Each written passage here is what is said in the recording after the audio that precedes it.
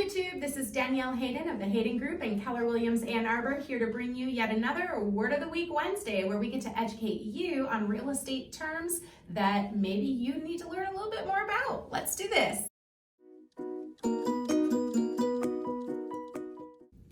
All right, today we are going to be talking about buyer agent versus seller agent.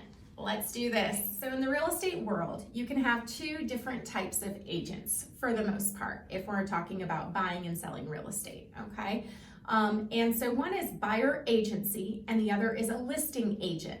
It's really important that you understand what experience your particular agent has. Some agents do specialize in both, and they would have to carry a pretty significant volume to be able to say that they're experienced and can handle both.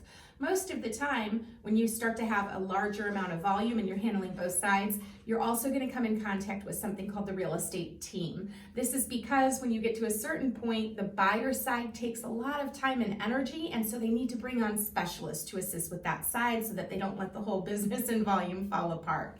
Okay, so let's say that you're a buyer and you're out there looking at open houses, or you're online, let's say on Zillow, and you're looking at homes, and you click that you want more information, okay? There are two agents you can come in contact with. One is the listing agent. That agent represents the seller, and that agent's job is to sell the home and represent the fiduciary or financial interests of the seller.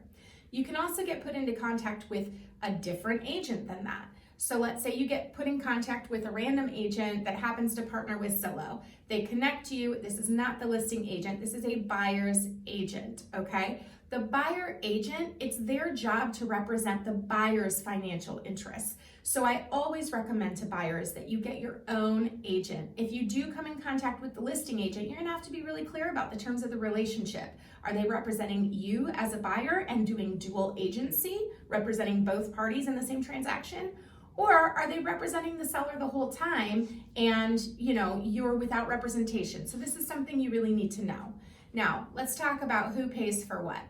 Even more reason for you to have a buyer's agent. You don't pay for buyer agents in a real estate transaction when you're the buyer.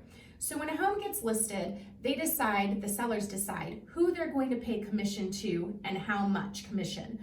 Most commission agreements in this area are going to be for 6% standard commission, with 50% commission being available to someone who brings a buyer, okay? And that someone could be a buyer's agent or a transaction coordinator. Sometimes they offer sub-agents, but it's not very common in our area.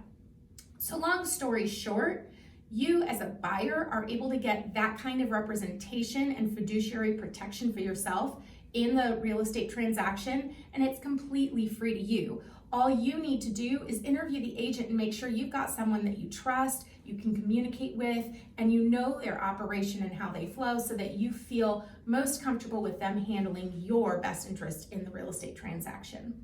Thanks so much for watching, and we hope you learned something. Thank you so much for watching. We are so happy to be able to deliver you this content to educate you, the client, the buyer, and the seller about the real estate world so you can take advantage of all the opportunity there is today in this red hot market. If you want more content like this, go ahead and subscribe below. Toggle that little bell so that you get instant notification whenever new content hits our channel.